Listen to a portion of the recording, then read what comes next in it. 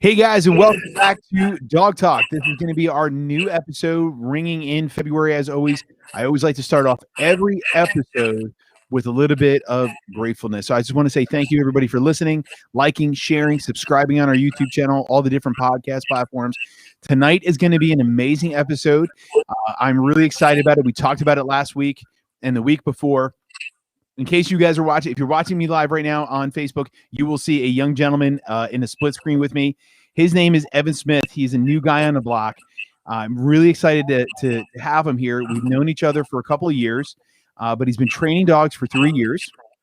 In those 3 years, Evan has been actively learning, improving skills. Believe me when I tell you this, I can't. Reading his bio is not even doing him justice, but I'm going to give you the synopsis here is he's been busting his butt trying to get the best education out there because he really wanted to give a top-notch product to you guys. So he's certified in NePoPo as a trainer instructor. Additional to this, he's also has a bachelor's degree in jazz and commercial performance from Towson University. He has been a trainer for children for music, and he has a full-time studio instructing a full studio of students. And he's starting, and this is what's really cool about it, is he's now launching his own dog training company called Scarlet Canine. So this is going to be launched February 15th is when his business will be going live. So this is what's really cool. But I have to tell you guys a story before I even let Evan even talk one iota here, is this. So Evan and I met a few years ago, and I remember sitting down with Evan and bringing him in, and Evan took one of my courses, and he we sat down and we started talking about sales. And let me tell you, Evan was, when it comes to sales, and he knows this, that day, me and him sat in that little shed trailer, and I'm knowing he's going to smile. And I'm like, Jesus Christ, this guy needs some help selling tonight. So, but you know what? I can honestly tell you, years later, the man put in the work, he put in the effort, and he finally realized that it wasn't about selling, but it was about knowing his product and launching it out there. I've seen this guy work with children, with musicians, with musical instruments. Really, when we start talking about those things, you could just see him taking it away. And I'm really honored to have him on our show tonight and launch his new career in the pet industry as a new dog trainer, being a certified instructor in NePoPo. Evan, thank you for coming on tonight. As you guys all know, you guys can ask any questions you want. Just throw them in the comments section. Me and Evan will be able to read them. We'll talk to you about it, keep you guys going in live action. So, Evan, thank you for coming on tonight. And we have to start off really simple. What is NePoPo? Wow, simple. Simple, man, simple. Yeah. I don't know how I can follow that intro. I mean, I might leave now, you know what I mean? But NePoPo is a training system that I've learned about in the last couple of years. Became certified in NePoPo, and I say NePoPo. You can say NePoPo. It's fine. I don't really care. But NePoPo obviously stands for negative, positive, positive. And that's the training system. Essentially, but I want to do the short version because, like you said, we only have a half hour. Yeah, we only have a half hour. We got to keep it there. So NePoPo answers the question of why does a dog do anything? And it's to better their own situation. And how do we get a dog to do what we want them to do with heart and soul? And that's a big part of it, is with heart and soul. So it's a training system where I say the dog does on cue every single time, but with heart and soul. The dog has to love it. The dog has to not just look like it loves it. The dog has to love it. So how do we do that? We do it through positive reinforcement, negative reinforcement, something called NePoPo reinforcement, and then the use of corrections and aversives. Those are the ways to get a dog, to do what we need them to do. You also use classical operant conditioning. And then there's something called the old NePoPo and the new NePoPo. Now, really quickly, the old NePoPo, we show the dogs first what we want them to do. In the new NePoPo, we let the dogs figure it out. We shape them. And shaping, I mean, we could do 3 hours on shaping, but I'm gonna try to keep it short with everything, but that's essentially what NePoPo is. Okay.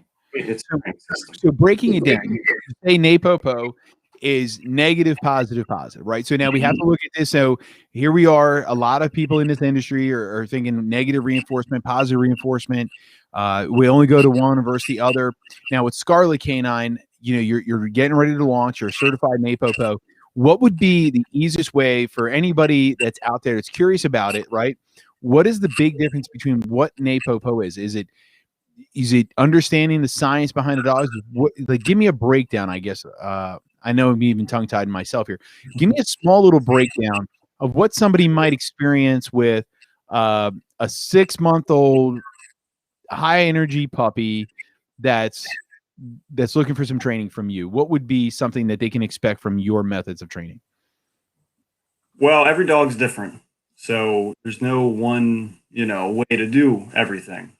They kind of gives us the ability to, if we have a dog that has a lot of confidence, is a powerful dog at 6 months old, they're done teething, they're ready to learn everything that they're going to know for the rest of their lives.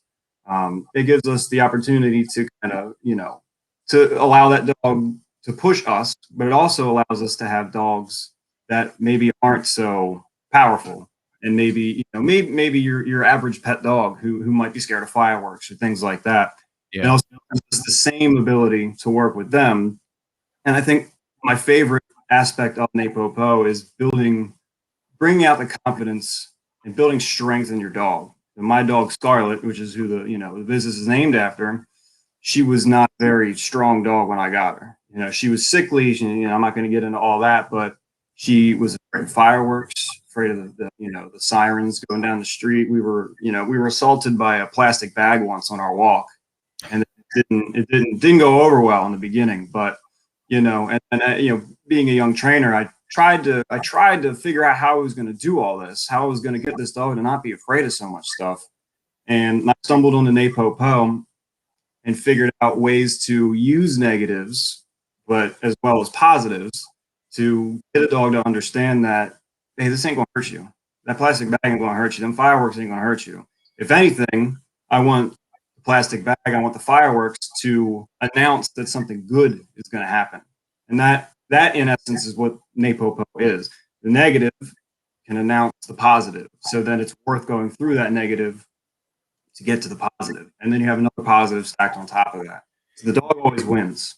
Yeah. So me and you had a conversation one night. We were talking about how sometimes the reward that we think is the reward isn't actually the reward. And I think you explained it the best way ever possible that night.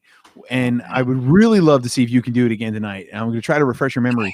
But you were saying how sometimes the reward itself is the action of doing and not the end result of getting the treat, right? So I want to see if I can kick this start in your brain, because I would really love to hear you explain this back to a lot of people listening to us now, of understanding that sometimes the training itself is what is the reward, right? So let me kick it back over to you. Can you explain it again? Because I literally think you explained it the best the evening that you and I were talking about it. So go for it, man. I'll give it a shot. You're really building me up here. You're setting me up to fail is what you're doing. No, I'm definitely not setting you up to fail.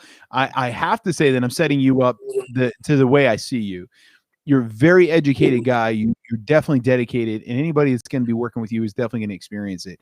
And I really feel that there's I've been in this industry for quite some time, and I always find it really amusing when I hear somebody describe something in such a way, and I would hate to take that away when the truth be told, it was your tongue, your words, and I think people really need to hear it come from you, because I definitely know that when you said it that night, for me personally, I'm like, I never heard it described just as good. So I definitely don't be nervous, man.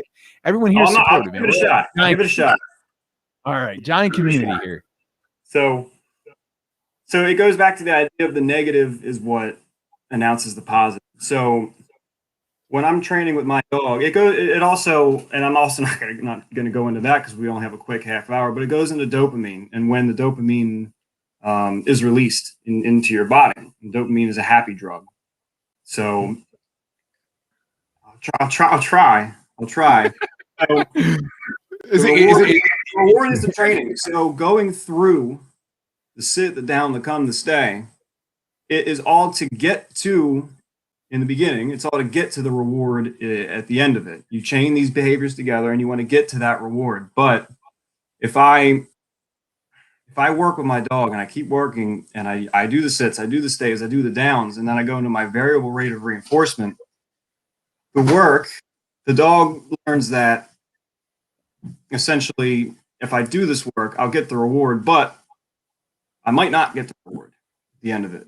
So I'm really gambling at this point, like a slot machine. Every time somebody cranks on that slot machine, that's when the dopamine spikes. It's not when they get their reward or when they lose, because the dopamine crashes whether they win or lose. The whole excitement of it is pulling that lever. So for the dog, every command, it's a pull of the lever. They're all waiting. They're all anticipating. They're excited. Like, is this gonna be the one? Is this gonna be one sit? Oh, hell yeah, I'm gonna do that. All right. I sat. It was the best sat of my life. Down. What? All right, I'm gonna do that. All right, cool. I click and boom, they come flying to me. But as they come flying to me, the dopamine is starting to fall because now they know they're getting the reward, but pretty soon the reward's gonna be gone. And now they want to keep working and working and working. Sit down, come to me. Okay, that's 3. This time I'm going to get the reward. No, go to your place. And like, oh, okay, I do this quick. I can come back and get this reward. So I can chain multiple behaviors together. And this is how you see, the best people in the world do an 8-minute, obedience routine. And the dog flies into commands and flies into behaviors because the work is the reward. Yeah, there's a reward at the end of it, be it food or playing tug, but the work, the anticipation, pulling that lever is the actual reward for the dog. Now, in this conversation, you had mentioned how the dogs will get quicker in their behaviors. Like, oh, if I run over the place, they run over the place very quickly and they want to run back, right? Because again, the lottery pick. Which now that you bring this up, like let's we're gonna get into a little bit more of the behavioral parts, right? The dog is now pumped up because actually the dopamine's being released. Now that they're getting the idea, hey, if I touch the box, the quicker I touch the box and get back to dad, the reward might be there quicker, right? Mm-hmm. Now, this also explains a lot of times when people are getting frustrated with their dog, that I'm assuming too, because, right, this is something that we have to take into consideration, because how many times that we see that we tell the dog to do a command such as place or sending in the place or long distance stays where the dog starts to shiver, shake. Because why, right? They're expecting that anticipation's building up. So knowing these kinds of things, in my opinion, is the reason why I thought it was so amazing that night when that time that we were discussing it, was because of the fact that, we as trainers, at least for myself, I can honestly tell you that I typically don't always explain when the dogs are creating that frustration in our owners. I typically tell them, you got to, be quiet until you like it, do these kinds of things. And this is what I liked about this explanation, because I don't remember how we started in the conversation that night, but obviously it's what's always going to happen is we're start talking dogs. But in this case, like I look back on that and I'm like, man, he really did explain things and understanding things that actually explain a lot of the negatives that occur, the frustrational points with our dogs, why we see them doing good, but also bad simultaneously. And on the flip side of it, how many times do you think that the dogs are learning bad behaviors, jumping up, barking at doors, windows, out of cars, other dogs, right? And it's actually the same exact thing going on. Yeah. I mean, you can say that it's regular dog owners don't have any idea of operant conditioning. They don't know what the quadrants are. They don't know what that is. They know positive reinforcement. Yeah. Don't know negative reinforcement, positive punishment, negative punishment. Like I said, we can get all into that, but they don't understand that some things are in fact rewarding for the dog when they think that it's not rewarding for the dog. Like one example, I come into the house and my dog jumps on me. Well, they think that, a lot of people think that the best way to solve that is to maybe push the dog off. Well, the best way to solve that, number one, you might want to have your dog crated. Have to actually deal with that situation. But one way to deal with it, the dog wants attention. So if you push the dog off, you're giving the dog attention. If you just walk by like the dog has Harry Potter's magical cloak on and you just can't see it, the dog's going to be like, the hell? That is punishing the behavior. But people see it as a punishment. So it's a negative punishment. You're taking yourself away to punish the behavior of jumping. There's a lot of other ways that you could deal with that, but people don't see that, and that's why I love the whole Napopo aspect of it, because that's what was drilled into my head when I went and learned Napopo was classical and operant, classical and operant. Why does the dog do better their own situation? Everything can be answered with that, I feel like. I always say that people are, when you're training animals, the same as training people, there's no real difference if you understand that they're always going to go to the easiest path of least resistance to get what they're looking for. Essentially, humans are the laziest creature on the planet, and everything else is just as lazy. It's just the point of we just don't see it that way, right? So, and now when we think about the level of laziness that's out there, and I have to bring this up of saying, how many people do you think, like, I mean, literally now you're coming into the industry, which means you've been studying it for years now, trying to getting ready to launch your company, which by the way is February 15th, guys. If you guys are interested in checking his company out, he's going to be launching February 15th, scarletcanine.com. But just something I want to go over would be is how many people think that negative reinforcement's only using like slip collars, pinch collars, e-collars, and they don't even realize that half the stuff that they're doing daily is actually on the negative side. Like, for example, removal of a treat after you ask them to sit and they don't sit. That's negative, right? So if I hold the treat in front of you and I ask you to sit and you don't sit and I remove the treat, that's a negative reinforcement, right? And it's a weird way of thinking about it. I would say it's a negative punishment because you're punishing the fact. It's negative punishment. But it's a negative. So when you think about what you're getting into now, and this is something I'm really I've always been big on teaching more than just the how-to, right? It's teaching the why, and it seems like you're getting right into that as well with what we're talking about with the dopamine, working towards the reward. So what are some of the techniques that you guys use? I saw one video you had made, you had showed me of the box where you put the food at the bottom of the box, right? Why don't you give me a little bit of give everybody listening like a little bit of an idea? So it's a solid wooden box that you were using. Yeah. So it's a solid wooden box. You have to describe everything. Yeah. Well, I won't describe the dimensions because the dimensions don't matter. It's your dog. So it's a solid wooden box. That's all it is. There's nothing magical about it. A lot of people think it's a mystery box, but essentially it's used for me. There's a lot of different ways to use it. Me primarily for my dog, Scarlet, because she does have some environmental issues that she's always going to have because genetics are genetics. But I can try to make her the best version of herself. So the idea behind the box is I want you to focus on keeping your head in that box and looking at the bottom of the box, while I can walk around and try to distract you. I don't really want to distract the dog out of the box, but the dog's face is in the box. Boom, food. I don't have to click. I don't have to say yes, nothing. Food. So the act of pursuing that behavior is what brought about the reward. So it's an indirect reward system. So if my dog gets really, really good at it, there's steps to get to that point where Scarlet is, but Scarlet's really good at it now. So she keeps her head in there. I could have a leaf blower going on in the room. She doesn't care. It's like meditation. She's like, I know what my job is. My job is to stare into this box, not give a shit about whatever's happening. Right. I don't know what's happening because I go through this. I get to Valhalla. I get all my food. This is how I eat. This is how I eat. I got to get it. So that's one way of using the box is to strengthen your dog. Do it during fireworks, 4th of July. You hear fireworks, boom, out comes the box. And the box announces food. So now the negative of fireworks announces the box, which also announces food through classical conditioning. Now fireworks eventually will announce food. So now your dog loves fireworks. And now your dog, every time they hear fireworks, they come up to you and say, are we doing this? Because it's clearly, I hear the fireworks and the thunder. It's time. So you turn these negatives into things that the dog wants to encounter. So that's the beauty of the system, and that's just one kind of use for the box. So there's a great example. So Terry's asking, and I'm going to let her know that we will gladly make a video of this for her.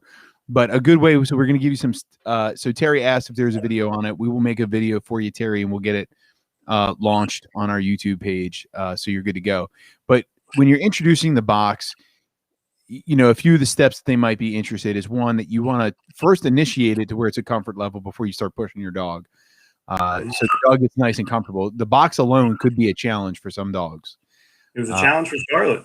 Yeah, and then once they get into it, that's the big thing that you want to look at is once your dog is getting into the box and they're really focused in on what the task is, that's what's creating the meditation, is that they've built a comfort to eating in the box. The box is typically extremely dark for the dog because they're sort of blocking the light. Obviously, the food's at the bottom of the box. They're going from the top of the box, ladies and gentlemen. So they're that's what's creating that meditation. Mm-hmm. Now from there, you're going to want to start adding your distractions, right? Yeah. Eventually, you want to add distractions, but the key to adding your distractions is that you want to keep your dog under threshold. If your dog looks up, that's fine. If your dog looks up, that's fine. But if your dog looks up at you, I'm about to go over threshold, and this is all going to be a disaster, because you can eventually, if you keep pushing that and pushing that and pushing that, your dog's not ready for it, then the box announces, something they don't like. The box announces, these distractions that, freak your dog out. So there's a fine line there. But yeah, you start adding in very slowly, and then your dog gets more comfortable, and you add in larger and larger distractions.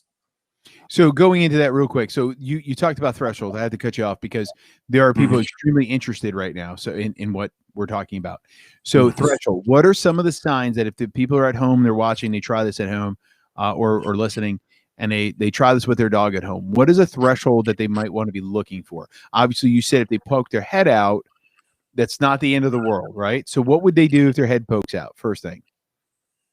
Well, I'll start off with a disclaimer that you might not, you shouldn't go and do the box unless you know enough about it, because like I said, you can make the box almost toxic for your dog and they don't want to be in there. And then you have your work cut out for you trying to get, trying to get your dog to actually like this thing that now it hates. So I would, if I were anybody watching, I would do a little more research. I'd wait for a video to come out. There are a lot of ways to learn about the box, but I can certainly help. But well, I hate to break it to you, Evan. You know that I just promised that we're going to make a video of this.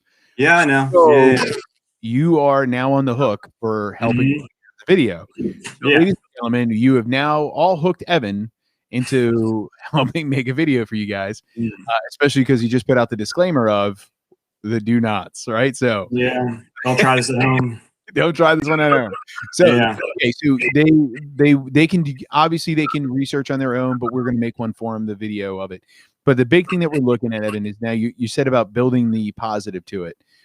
You were saying don't necessarily try it automatically. Don't put a box together and throw your dog's meal into it. Obviously, ladies and gentlemen, there are definitely a lot of steps that go into a lot of things in this scenario. You really have to build everything up. Very slow processes in doing these things.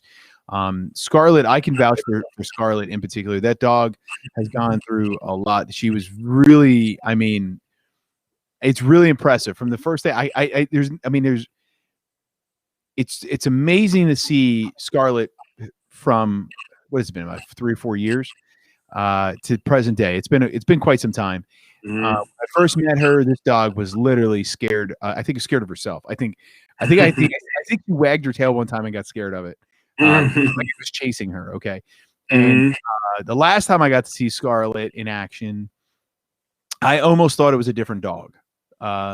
She was tearing into your fields trying to fight. She was totally different dog. I mean, she was ready to go to work as a personal protection dog and rock and roll. Back tie, she was ready to rock and roll. She was something. Back tie. Oh yeah, the back tie. It's another wonderful tool. It's one of those wonderful things when you see a dog totally do a flip on these things, but you really have to know and be mindful. Don't take what Evan was saying is he can throw a leaf blower on with the dogs eating. It doesn't happen that quick, everybody. It sounds like that, but it doesn't happen. So his disclaimer is don't practice until you get it right, until you're ready. And my disclaimer is don't do it too fast. Okay. Things take time. It takes 30, 60, 90 to create these habits and get them embedded for life. You have to remember when you're training your dog, it's about the consistent behavior of the long period of time, making it something you enjoy. If you think about everything we've ever done, including, and Evan can vouch for this one, even himself, when he first got into these things, you have to really think about what is motivating even Evan, for example. And that's the cool thing about that kind of stuff, right? So that's where we're looking at. So Evan, give us a few more things. Obviously you can see everyone's really interested in the box. So give us a little bit more detail about the box so everybody understands what's going on from there. Yeah, I mean, I don't know how much more detail I can add to it.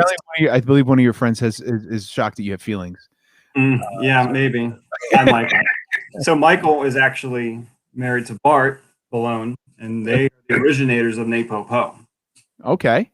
So they're the ones that I owe all that to, all this knowledge that I have now. They're the ones. They're the master coaches of the system. So, but the box is everything I love about NaPoPo. It makes your dog strong. When I see Scarlett now, I see the strength in her movements. I see the flash. I see the attitude that she gives me, and I love attitude. You know what I mean? If my dog gives me attitude, at this point, I know, okay, I'm okay with that, because my dog has a history of not displaying attitude because she's afraid of her, afraid of whatever. But I want the attitude for my dog because I know how to control it. Now, with Scarlett, she's not your typical beagle. She doesn't really howl much. She will sniff. I mean, I do scent work with her, and that's another way that you can start with a box is article identity, is article. I'm blanking on the word right now, but identifying the article, and that's a whole nother thing. But getting her to be the architect of her own training is really what it is. The dog is what pushes the training forward. I'm not dragging the dog saying, hey, we're doing this thing next. So you have to be patient. It's like when I'm a musician too. When I go to practice, I know what I'm going to practice. I know what I want from practicing. I know what went well, and I know what went poorly, and I know what's going to happen. Well, I know I need to do next time. It's the same thing with a box, and it's the same thing with anything in dog training, except that your dog isn't the one that is saying, we're going to do this now. You are the one that has to identify, okay, now she's ready for this. Now she's ready for this. Spend weeks on the box without any distractions. Spend weeks on it. You want your dog running into the room and throwing that box across the room because they're so excited because they know what's coming before you add any distractions. Like Bart and Michael say, you can't boil spaghetti with cold water.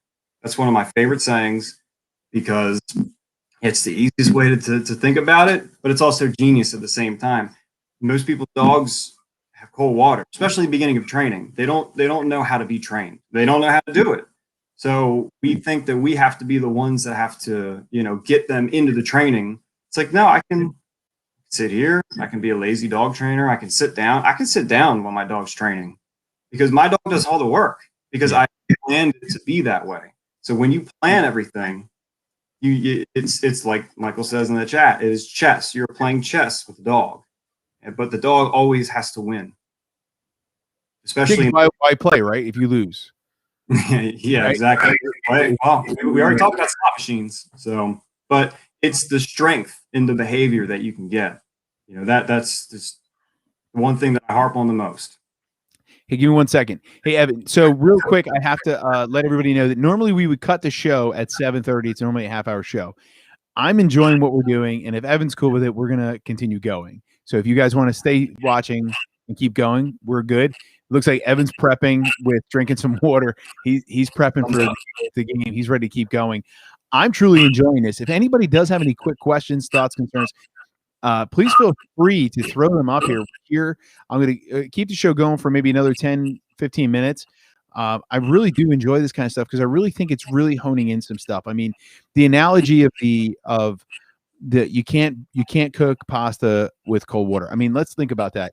How many times have you gone, ladies and gentlemen, have you gone to a dog trainer or started a dog training class and they immediately start teaching commands? Meanwhile, they never taught you how the system is actually going to work. And Evan's telling you now is that you have to take the time to just teach these things. Now, I'm going to flash back to when I was a kid. It's a music thing. When I was I think it was grammar school or whatever, and they give you this like plastic. Oh man, what the hell is it? It's a recorder. Yeah. Okay. Yeah. Don't pull that smile off, music teacher. It's the. I'm laughing at grammar school. You're old, man. I'm 27. I didn't go through grammar school. I don't know what they're talking about. I have. I'm not even sure how to react. What do they call it when you went to school? I went to elementary school and then I went to middle school, and then I went to high school. Well, you're a special guy, I guess. I don't know. I'm not that old for the record. I'm definitely aging myself, but I'm not that old. But anyway, I had the recorder, and I remember getting this plastic, musical instrument, and I'm thinking in my head, going, "No, I want to play saxophone or the drums or any of these things." Who wants to play the plastic flute thing? It's not even a flute; it's a recorder. I don't even know if it even plays real music, but. I remember sitting there having a music teacher, as frustrated as I was, because to me it wasn't a real musical instrument, and the music teacher just telling me how to hold my fingers, and she wouldn't even let us blow into it. Like we weren't allowed to even blow into it. And I remember that frustrating feeling. And then as I got older, that has always been that way for every time you start something new. Now, Evan, as you come into this and you're launching your company, which again, everybody, scarletcanine.com, literally it's how it's spelled, SCARLETK9.com. Check him out. He'll also be on Facebook. Same thing. It's the @ on Facebook. So if you guys are interested, check him out. He's launching February 15th. But those go live on the 15th as well. They're not live yet. Oh yeah, everything's live on the 15th. So just for the record, everybody, it's live on the 15th of February 2021. So with that being said, all right, so now I remember that frustrating feeling. You guys have to remember that when you're starting something with your dog, it's going to be one and the same. You got to give your dog the time, and you have to support the dog while you're doing these things. So, Evan, going back into the box, obviously this is our topic right now. When you're teaching the box, what are some of the signs that you can tell people like, hey, look, these are some of the frustrating things that may come across with your dog doing this drill, or some of the positive things that they're looking for when they're starting this behavior with their dog? I mean, to start with, it's how does the dog look physically? Body signals. If your dog's tail is tucked and, the ears are pinned back, you're probably doing something wrong. If your dog, you want ignition. That's what you're looking for. That's the word, is ignition. You want your dog to push you into the training. You want your dog to be the one that says, we're doing this now. We're doing this now. I'm eating now. We're going to have fun now. And we're going to work now, most importantly. I know I spent weeks and weeks and weeks working on just eating out of the box with Scarlet. Just doing that. And then once I said, are you ready? Which is that's her word. That's her signal. I could wake her up with that. She's like, yeah, I'm ready. I'm ready, dude. Come on. We're going to do this. So then she runs in there. Before I can even get the box on the ground, her head is in it before it's on the ground. That's what you're looking for. You're looking for ignition. I have a student of mine. He's a 6-year-old kid. He plays, and he's a piano student of mine. He has ignition. He comes in and he plays The Entertainer. He's playing Beethoven. I didn't teach him The Entertainer or Beethoven. I didn't teach him. He came in and he learned it on his own. He's 6 years old. That's ignition. So I don't have to teach him nearly as much as I would some kid whose parents signed them up because you're going to learn piano. You know what I mean? Now there's ways around getting a kid to love the music or the piano, trombone, whatever it is. But when you have a dog like that kid who comes in and says, hey, we're doing this. I already know. I'm ready to learn. Teach me. That's what you want your dog to say to you, is teach me. So as we're going to wrap up the show here. So what are some of the things, right now I want you to give everybody some quick tip, what they can get from you, what they can expect from you moving forward. I'm assuming you're already prepped for COVID restrictions and keeping people safe and secure in their homes. You're going to be doing private lessons. Mm-hmm. Yeah. So you're gearing up. So tell everybody real quick a little bit more about your business, what they can expect from reaching out to Scarlet Canine on February 15th, and what can they expect from you and things like that.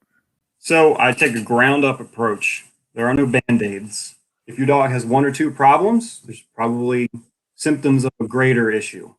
Whether it's maybe you say that your dog just jumps up on you when you come home, but then there's also 3 or 4 other things that you've learned to live with, that you manage, but you didn't really think about it until somebody brings it up. So I take a holistic, I guess, approach to it. Ground up, we're going to start how you live with your dog in the home, because if you can't live with your dog in the home properly, then the obedience training that your dog's going to hate it.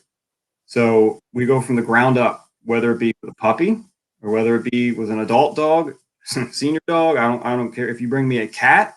I'm sure we can figure it out. But, you're not limiting yourself to dogs in Scarlet Canine. You're going to go to cats. Well, if you bring me one, we'll have to figure something out. Okay. All right. So, so the big thing, everybody, is what Evan's trying to tell you, if I'm getting this straight, is he's not limiting himself just to canines. He's going to go to felines.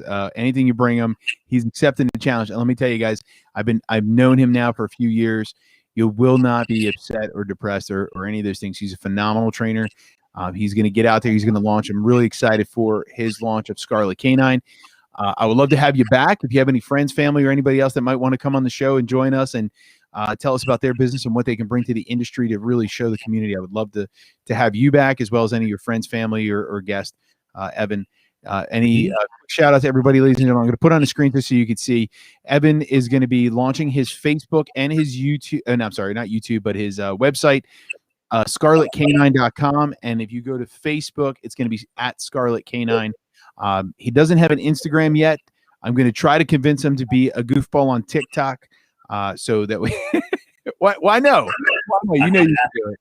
You're gonna have to napopo me into getting onto TikTok. That's the only way you're gonna get me on TikTok, on Instagram. I don't have time, man.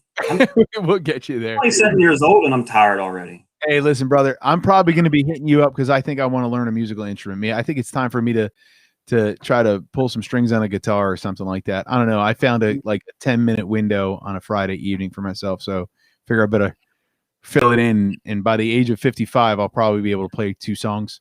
What do you think? Got to be able to practice. That's it. All right, guys. Thank you, Evan, for being on the show tonight. I really appreciate it. I want you to hang out for a second as we turn off.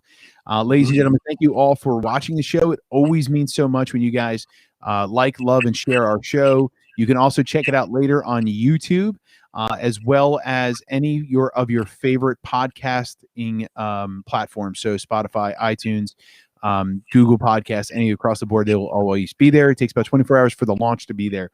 So thank you all. Can't wait to see you all next week. Or you can also join me tomorrow morning at 8:45 for another episode of Stuck in a Truck, who we're going to have a guest on tomorrow. His name is Isaac. He is from Israel, or he lives in Israel, I should say. So he's not really from there. I guess he's there. And he's going to be talking about how to get out of your way to become successful. So thank you guys, and we'll see you all next week.